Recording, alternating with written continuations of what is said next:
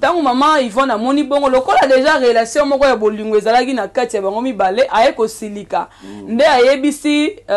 papa Diego ke na lingi lisusu yo fanda lisu na ndaku na ngai te obima okende. Abengani ye na tango papa Diego aye alalaki pe jour ngo na lupango te.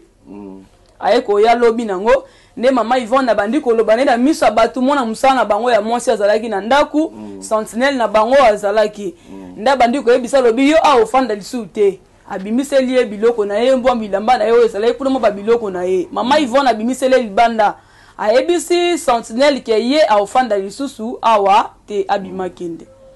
nde papa Diego bandi ko bondela siko mama Yvonne avaki dia na bambongo ne ya salaire o esengaki ba pesa ye maman Yvonne ayebisaki excusez maman Chara. Oui. Maman Yvonne oui. azalaki na banyongo ya salaire il fallait qu'il apesa Diego. Sikoyo ayebisaki Diego zela soki papa ye aopesa bambongo no nazala mbongo ya kopesa yo te. Diego ayebisenga na okende boye te il faut pesa nga mbongo na ngai. Nde Diego abandi ko bondela ye ayebise maman na place okende te abandi ko se excuser pa maman Yvonne. Nde maman Yvonne ayebise déjà na lobby maman Yvonne abimi akei. Mukolo ngwa abimaki na taxi. Tango abimi biye Diego akendeki te azalaki kaka wana ye kotika biloko ne wana abimi akei bato bazalaka na kati ya ndaku wana ndenge nazo expliquer boye ba comprendre ndenge makambo esalamaki tozolanda mama loba aye kobima akei tango abimi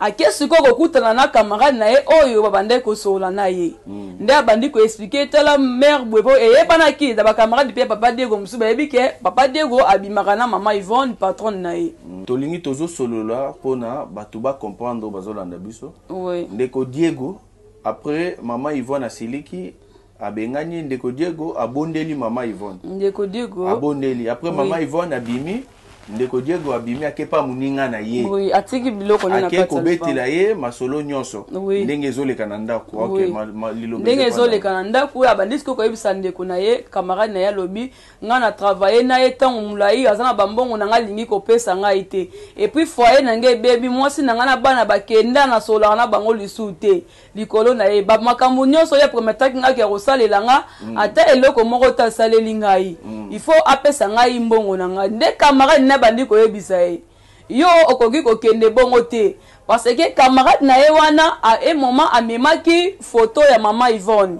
et pas ya bande ko ya religion moko to tanga kombo te akende ko luka travailler yente soka sengi mbongo apesa ka ye bambongo asoka sengi eloko il faut mama Yvonne ayo kasko tango ba ye na mwasi ka sente nde mama Yvonne atelemela ki aboya lobi a ofanda lisute